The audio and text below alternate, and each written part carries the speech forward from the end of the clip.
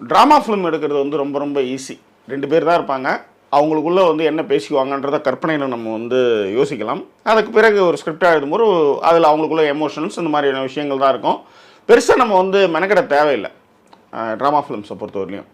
But ஆனால் அதுவே கூட்டமாக நீங்கள் ஒரு விஷயத்தை வச்சு நீங்கள் எடுக்கிறீங்கன்னா அதை நீங்கள் கண்ட்ரோல் பண்ணணும். இந்த கசகச கூட்டத்தில் அவன் என்ன டைலாக் பேசுகிறான், அதுக்கு இவன் என்ன கவுண்ட்ரு, அவனுடைய பாடி லாங்குவேஜ் என்ன, அவன் என்ன தான் செய்வான், இதை நீங்கள் வந்து சிருஷ்டிக்கணும், இதை நீங்கள் உருவாக்கணும். ஸோ இதை உருவாக்குறது வந்து ரொம்ப ரொம்ப கஷ்டம். ஏன்னா நீங்கள் நிறைய பார்த்தீங்கன்னா காலேஜ் படங்கள்லாம் நிறைய படம் எடுப்பாங்க, நிறைய கூட்டம் கசகசன்னு இருக்கும், ஆனால் மனசில் எந்த ஒரு சீனுமே நிற்காது. இந்த படத்தை நீங்கள் பாருங்கள், சான்ஸே கிடையாது. ஏன் சொல்கிறேன்னா, ரோமோச்சனில் ஒரு கேரம் போர்டை வச்சுக்கிட்டு ஒரு வீட்டு உள்ளரே ஒரு 5 பேர் 10 பேரை வச்சுக்கிட்டு எடுத்தது ஒரு கதை. பட் ஒரு காலேஜ் லைஃப்பில் ஒரு 3 பேர் கேரளாவிலேருந்து பெங்களூருக்கு படிக்கிறதுக்கு வரானுங்க, ஏரோநாட்டிக்கல் சயின்டிஸ்ட் படிக்கிறதுக்கு வரானுங்க பசங்க, 3 பசங்க. இந்த 3 பசங்களை அங்கே இருக்கிற சீனியர்ஸ் வந்து ரியாக்ட் பண்ணும்போது இந்த பசங்க என்ன பண்ணுறானுங்க, இல்லை நம்மளுக்கு ஏதாவது ஒரு லோக்கல் சப்போர்ட் இருந்தால் இந்த பசங்களை துவம்சம் பண்ணலாம் அப்படின்ட்டு லோக்கல் சப்போர்ட்டுக்காக தேடிட்டு போகிறானுங்க. அதன் பிறகு அவங்க வாழ்க்கையில், அவங்க படிப்பில், அவங்களுடைய நடவடிக்கைகளில் நிறைய மாற்றங்கள்லாம் உருவாகுது. அது என்ன அப்படின்றத இந்த ஆவேசம் திரைப்படத்தினுடைய விமர்சனத்தில் பார்க்கலாம். அதற்கு முன்பாக பெல் ஐக்கானை கிளிக் பண்ணுங்கள், அப்போ தான் உங்களுக்கு நோட்டிஃபிகேஷன் வந்து சேரும். ஸோ விரிவான விமர்சனத்துக்கு ஸ்டே டியூன் வித் அஸ்.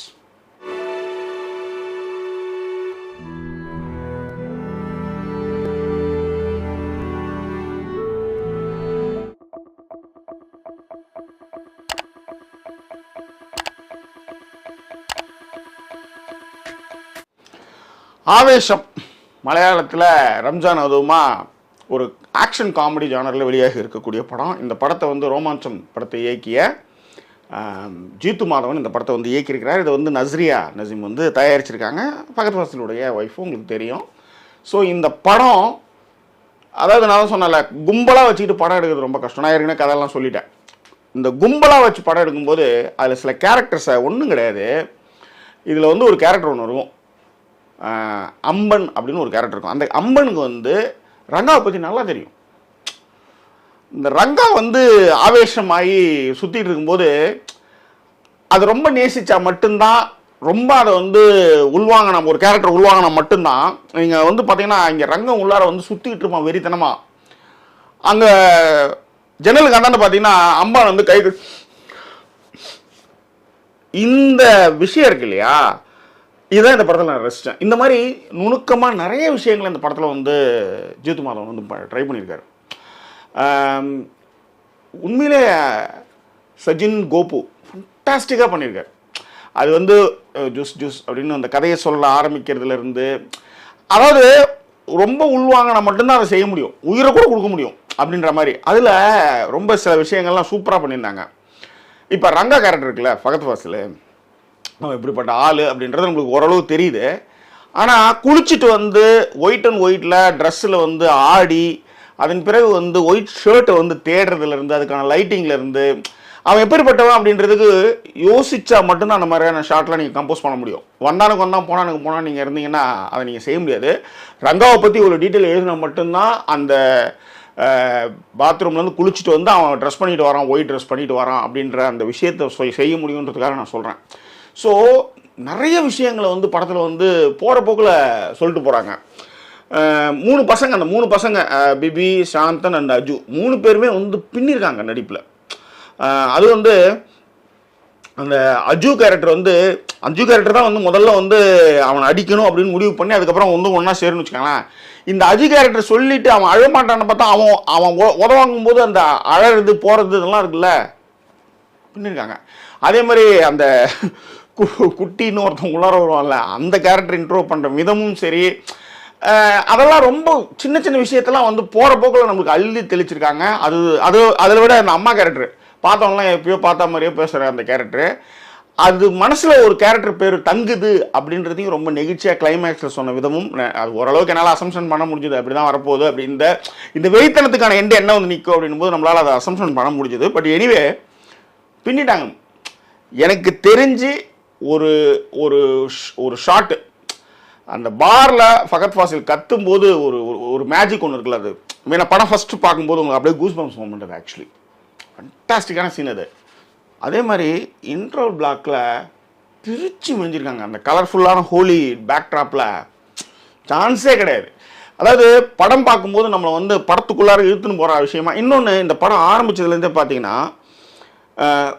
கூட்டம் கூட்டம் கூட்டம் தான், கூட்டம் கூட்டம் கூட்டம் தான். பாரு, காலேஜு, இங்கே வந்தால் வீடு, அவங்க ரவுடி கூட்டம் அப்படின்னு அந்த கூட்டம் கூட்டம் கூட்டம் தான். அந்த கூட்டத்தை நம்ம மனசில் பதிய வச்ச மாதிரியான சீன்ஸ் தான். ஒரு பையன் மேலே பாட்டிலால் அடித்ததுக்கு அப்புறம் அந்த இடத்துல நிகழற அந்த மேஜிக் இருக்குல்ல, அதை பசங்க உள்வாங்கிற விதம், இப்போ வந்து டைம் வந்துருச்சு அப்படின்னு சொல்கிற விதம் ஃபண்டாஸ்டிக். ஸோ அதே மாதிரி ஒரு கேரக்டர் நம்ம வந்து ரொம்ப வயசான கேரக்டரு, அது ஏதோ கணக்கு வழக்கெல்லாம் பார்த்துட்டு இருக்கு அப்படின்னும் போது அங்கே அதுக்கு இருக்கிற ஒரு பேக்ட்ராப்பும் சரி, அது ரொம்ப ஆச்சரியப்படுத்துச்சு. அதே மாதிரி போலீஸ் ஸ்டோரின்னு ஒரு படம், அது இதே மாதிரி ஒரு கேரக்டர் ஒன்று அசம்பந்தமாக ஒரு மாதிரி ஊம கேரக்டர் அது ஆக்சுவலி. ஆனால் அந்த கேரக்டர் பண்ணுறதுலாம் வேறு லெவல். ஸோ அந்த மாதிரி நிறைய விஷயங்கள் கொஞ்சம் கிராஃப் பண்ணி தான் பண்ணியிருக்காங்க. அதே நேரத்தில் மிகப்பெரிய மாலில் ஒரு சண்டை நடக்கும்ல, காரெல்லாம் வந்து கண்ணாடியெல்லாம் உடச்சி, கதவெல்லாம் உடச்சி, பக்கத்து கையில் அடிபட்ட அந்த சீன் இருக்குல்ல, அது எனக்கு வந்து புதுப்பேட்டை படத்தை சீனை வந்து எனக்கு ஞாபகப்படுத்திச்சு. உண்மையிலேயே நெகிழ்ச்சியான ஒரு சீன் தான். அந்த மாதிரி படத்தில் வந்து நிறைய இடங்களில் பார்த்தீங்கன்னா அந்த அந்த ட்விஸ்ட்டை வந்து நிறைய இடத்துல வச்சுருக்காங்க. அது போகிற போக்கில் நிறைய காமெடி விஷயங்களையும் இந்த படத்தில் வச்சுருக்காங்க. அதுதான் இந்த படத்தினுடைய மிகப்பெரிய பலமாக நான் பார்க்குறேன். விவேக் ஹர்ஷனுடைய எடிட்டிங் தான் இந்த படத்துக்கு மிகப்பெரிய பலம். ஏன்னா இவ்வளோ பெரிய கூட்டம், அதை ரெஜிஸ்டர் பண்ணுற விஷயங்கள், அதில் வந்து எடிட்டிங்கில் அவர் வந்து சூப்பராகவே பண்ணியிருக்காரு. ஸோ டெக்னிக்கலாக வந்து பார்த்தீங்கன்னா சமீர் தாஹிருடைய சினிமோடோகிராஃபி இந்த படத்துக்கு ஒரு கலர். ஏன்னா காலேஜை பார்க்கும்போது காலேஜில் வந்து அந்தளவுக்கு வந்து கலர்ஃபுல்லாக வச்சு ஹோலியாக இருக்கட்டும், அந்த மாதிரி விஷயங்களாக இருக்கட்டும், அதே நேரத்தில் பார் செட்டப்புக்கான லைட்டிங்ஸாக இருக்கட்டும், அதே மாதிரி இவங்க 3 பசங்களும் தங்குற ரங்காவுடைய அவுட் ஹவுஸ் வீடு, அந்த வீட்டுக்கான லைட்டிங்ஸ் எல்லாமே ரொம்ப சூப்பராகவே பண்ணியிருந்தாங்க. கேமரா ஆங்கிள்ஸ், கேமரா லைட்டிங்ஸ் எல்லாமே வந்து ஃபண்டாஸ்டிக். அவருடைய ஒர்க்கும் சரி. அதே மாதிரி சுஷின் ஷியாமுடைய பேக்ரவுண்ட் ஸ்கோர் தான் அந்த படத்துக்கு வந்து நிறைய இடம். அதே நேரம் சவுண்ட் மிக்சிங்கும் ஃபண்டாஸ்டிக்காக பண்ணியிருந்தாங்க. மிக முக்கியமாக அந்த கதை வந்து மட்டார் மட்டார் அடிக்கும்போது அந்த வெறியை வந்து நம்மளுக்கு வந்து ஏற்றுறது வந்து அந்த சவுண்ட் மிக்சிங்கில் வந்து ஃபண்டாஸ்டிக்காக பண்ணியிருந்தாங்க. அதே நேரத்தில் ஆர்ட் டிபார்ட்மெண்ட் வேலை வந்து என்ன சொல்கிறது, வேலை வாங்கியிருக்காங்க. அந்தளவு அவங்களும் வந்து உழைச்சி பண்ணியிருக்கிறாங்க. Costumes also good. So technically it's fine. What is minus point போது, கேங்ஸ்டர்ஸ் கூட இருக்கும்போது அந்த தண்ணி தம் அப்படின்றதுனால தான் இருக்கிறாங்க அப்படின்னு நம்ம மனசு தேர்த்திக்கலாம். That's all. பட் எந்த நேரமும் தண்ணி தம் அப்படின்ற விஷயங்களை கொஞ்சம் குறைச்சிக்கலாமோ, இல்லை அப்புறம் கேங்ஸ்டர்ஸ் கூட இருக்கும்போது வேறு என்ன செய்வாங்க சார், அதனால் அது மைனஸ் பாயிண்ட்னு சொல்ல முடியாது. Right. What is take away அப்படின்னா, நீ வாழ பிறரை கெடுக்காது. ஒன்றும் இல்லை, உங்கள் மேலே அவன் வந்து அவ்வளோ பாசம் வச்சுருக்கான்னு உங்களுக்கு நல்லா தெரியுதுல்ல. எனக்கு படிக்க போகணும்னு அவன்கிட்ட சொன்னால் அவன் உங்களுக்கு உதைக்கிறவனே வந்து அவன் வந்து பாதுகாக்கும்போது அவங்ககிட்ட நாங்கள் படிக்கிறீங்க அப்படின்னு சொன்னால் அவன் வந்து உங்களுக்கு என்ன பண்ணுவான், எல்லா விஷயத்தையும் உங்களுக்கு செஞ்சு கொடுப்பான் ரங்கா. ஆனால் நீங்கள் அதை புரிஞ்சிக்காமல் போகிறீங்க பார்த்தீங்களா. அது மாதிரி தான் நம்ம வாழ்க்கையில் நிறைய இடத்துல வந்து நான் சில விஷயங்களை சொல்ல முடியாமல் அவங்க தப்பாக நினச்சிக்கோங்களோ, நேரங்காலம்லாம் பார்த்து நீங்கள் சொல்லும்போது என்ன ஆகுது, முக்கியமான விஷயம் போயிட்டு மற்ற எல்லா விஷயமும் உள்ளார வரும்போது நிறைய பிரச்சனைகள் உண்டாகுது. ஸோ அது வந்து இந்த படத்திற்கான டேக்கவே நான் பார்க்குறேன் ஆக்சுவலி. அதே நேரத்தில் ஒருத்தர் நமக்கு நல்லது செய்யும்போது அவங்ககிட்ட சொல்லிட்டு பிரியறது ரொம்ப ரொம்ப நல்லது. பிரியணும்னு முடிவு பண்ணும்போது எதுவுமே இல்லாமல் நான் உடனே ஓகேஸ்ன்னு ஆகிட்டேன், நான் உடனே திருந்திட்டேன், நான் உடனே வந்து ஞானஸ்தானம் அடைஞ்சு பெரிய ஆள் ஆகிட்டேன் அப்படின்ற விஷயத்தை நீங்கள் எடுக்காதீங்கன்றதான் இந்த படத்தில் நம்ம டேக்கவே பார்க்கலாம். What is the conclusions and rating? இந்த படத்துக்கான ரேட்டிங் வந்து 5க்கு 4. உண்மையிலே each and every scene enjoy பண்ணி பார்த்தேன் அந்த படத்தை. படம் ஃபுல்லும் வந்து மிரட்டல் அடிப்பொலி தான். அதாவது கிளைமேக்ஸ் ஃபைட்டும் சரி, மன்சூர் அலிகான் வந்துட்டு போகிற சீன்ஸாக இருக்கட்டும், எல்லாமே இன்ட்ரோல் பிளாக், அது மாதிரி எல்லா இடத்துலையுமே நம்மளுக்கு வந்து ரொம்ப என்ன சொல்கிறது, ஒரு சந்தோஷத்தை கொடுக்குற, அதாவது சீட்டை விட்டு எழுந்து ஆடுற மாதிரியான காட்சிகள் தான் இந்த படத்தில் நிறையவே இருந்தது. அதுக்கான காரண காரியங்களும் அது உள்ளார வச்சது ரொம்ப நல்லாவே இருந்தது. ஸோ ஃபேமிலியோட பார்க்காமனா கண்டிப்பாக பார்க்கலாம். ஒரு 15 வயசுக்கு மேலே பார்த்தீங்கன்னா கொஞ்சம் நல்லா இருக்கும் அப்படின்றது தான். ஸோ அந்த மாதிரியான விஷயங்கள், ஏன்னா படம் ஃபுல்லும் தண்ணி தம் அப்படின்ற மாதிரி போகுதுன்றது ஒரு சில பேருக்கு வந்து கொஞ்சம் என்ன சொல்கிறது, ஐயோ அப்படின்ற மாதிரி இருக்கலாம். மற்றபடி வந்து என்ஜாய் பண்ணுறதுக்கான ஒரு அற்புதமான ஃபிலிம் இது. படத்தில் வந்து பார்த்தீங்கன்னா பெருசாக ஹீரோயின்ற ஒரு விஷயமே இல்லை. அப்படி இருந்து 2-3 பொம்பளைங்க வராங்க. அது எதுக்காக வராங்க, என்ன வராங்க அப்படின்றத நீங்கள் படம் பார்த்து தெரிஞ்சுக்காங்க. எல்லாத்த விட இந்த படத்துடைய போஸ்டர்ஸ் பார்க்கும்போது எனக்கு இப்படி ஒரு காமெடி ஃபிலிமாக இருக்கும்னு எதிர்பார்க்கவே இல்லை. ஒரு மாதிரி இருக்கும் அப்படின்ற நினச்சிட்டு தான் அதை நான் அவாய்ட் பண்ணேன் ஆக்சுவலி. ஆனால் உட்காந்து அதை நம்மளுக்கு பொறுமையாக கதையை எடுத்துகிட்டு வந்து சேர்க்கும்போது சான்ஸே கிடையாது. அதை மட்டும் கிடையாது, பகத்துடைய இன்ட்ரோ சீனே ரொம்ப மாசான சீன் தான் அது. ஸோ வேற என்ன, படம் பார்த்துட்டு உங்கள் கருத்துக்களை பிரிண்டங்களை தெரியப்படுத்துங்க. அடிப்பொலி படம், டோன்ட் மிஸ் இட். மீண்டும் வேறொரு எபிசோடில் உங்களை நாங்கள் சந்திக்கிறோம். அதுவரை நன்றி கூறி விடைபெறுவது உங்கள் ஜாக்கி சேகர். நன்றி, வணக்கம்.